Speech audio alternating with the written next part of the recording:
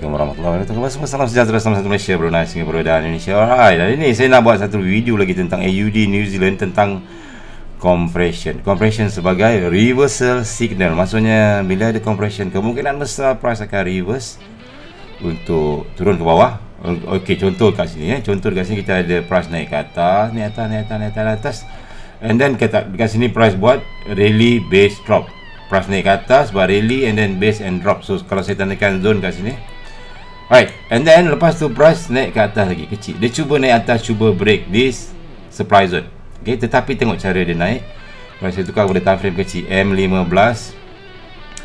Price turun ke bawah, naik kecil, landai saja. This is your compression, the very nice compression. Make sure you tandakan dulu demand zone. Make sure you punya demand zone semua dah clear. Contohnya kat sini mostly dah clear. So senang price untuk terjun. Okay, senang price untuk terjun. Okay, so in this case pattern apa? Dia membuat segitiga macam ni, atas sama baris, bawah naik atas macam ni. So biasanya price ini dinamakan CPLQ. CPLQ. Bawah ada CP, bawah ada compression. Tandakan you punya CP betul-betul. And then atas ada R1, R2. So dia dah jadi fake out.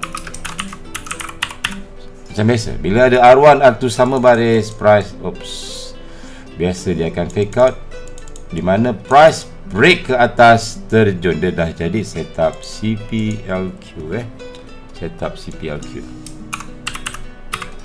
Okey, kalau you tengok dekat sini, you ada R1, R2, and then dekat sini price naik ke atas, break, and then turun ke bawah. In this case dia tak terjun ke bawah, tapi dia test lagi, and then so dekat mana kita nak entry kat sini? Bila you ada R1, R2, ada CP, kita dah tahu dah price dah nak reverse. Look to the left, always look to the left. Ada tak apa-apa. Kalau you look to the left kat sini, nearby atas sikit daripada compression ni, kita ada TM level sini, high, low, higher, high, low, low. Shadow ni cocok atas ni, and tak sampai. Tak apalah, but just cuma sebagai video nak bagi contoh. Tengok H1 ada apa-apa tak? Memang tak sampai pun. Tapi contohnya adalah contoh bahawa bila price nak sampai kat sini, dan nak sampai sini kita ada CPLQ. So sebagai tanda reversal, kemungkinan bahawa price reverse, ada fake out, naik atas, break, kita boleh sell. Stop loss kita atas daripada sini. Kalau you sell kat sini dalam, kalau kita stop loss dalam 10 pip, 15 pip, okay, acceptable. And then alhamdulillah price turun ke bawah berapa pip. Then suppose kita you entry this case dalam 70 pip, 1/7, 1/8, which is very good. So compression is very important sebagai reversal signal. Reversal signal. Ini CPLQ. Video sebelum ni pun dah tengok contoh banyak tentang CP, tentang CPLQ. So dua saja bang. Compression dia, kalau sell dia bentuk dia satu macam ni. Kalau yang dia ini dipanggil compression CP. And satu lagi atas dia sama baris, dia akan biasa jadi CPLQ. Okay, jadi CPLQ. So kalau siapa yang belajar chart pattern, ini dipanggil rising wedges. Okay, ini chart pattern ni dipanggil rising wedges. Dia boleh google. Okay, di mana price naik turun dalam bentuk rising wedges, dalam bentuk jajaran. So ini adalah reversal signal, di mana kemungkinan besar price akan reverse. Maksudnya daripada dia naik ke atas ni, dia akan turun. Cuma cari sell ataupun cari tempat-tempat untuk sell. Alright, cari tempat-tempat untuk sell. Makin lama dia makin kecil, and then turun. So satu lagi yang CPLQ ni, dia price ni ataupun dia panggil ascending triangle, something like that. I can't remember. Maybe dalam Google nama pattern ni adalah ascending triangle. So biasanya price akan naik, turun bawah, naik lagi, turun bawah, naik lagi, and then turun bawah,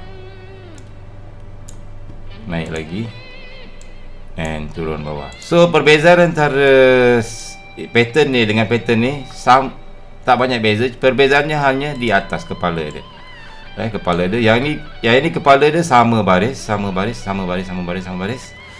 ni sama baris, sama macam U-cut pun sama baris, R1 R2. Okey. Okey, yang ini pula kepala dia tak sama baris. Dia makin naik, tapi makin lama dia makin tajam, makin lama makin tajam. Alright.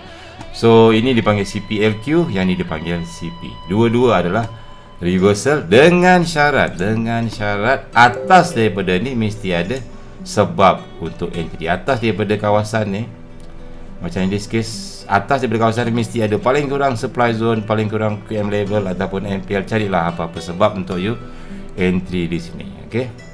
Kalau tak ada, maksudnya memang jauh lagi lah, dia akan naik atas lagi jauh. Contohnya macam you ada compression kat sini tapi kat atas ni tak ada apa-apa, you tak ada you punya supply zone kat atas. So kalau dia break, dia akan break jauh kat atas. So yang tu kita tak nak. Okay. So yang ni pun sama juga, rising wedges. Cari alasan untuk sell kat sini. Maybe supply zone, maybe QM level. Contoh macam Euro USDM lah, kita ada supply zone. Okay, kita ada supply zone. So boleh sell kat situ dengan risiko yang kecil. Always remember, bila you nak entry, tanya berapa risiko yang you nak letak. Stop loss you berapa you sanggup loss, baru kita berniaga, baru kita entry. Alright, semoga berjaya. Hingga bertemu kembali video seterusnya. Assalamualaikum warahmatullahi wabarakatuh.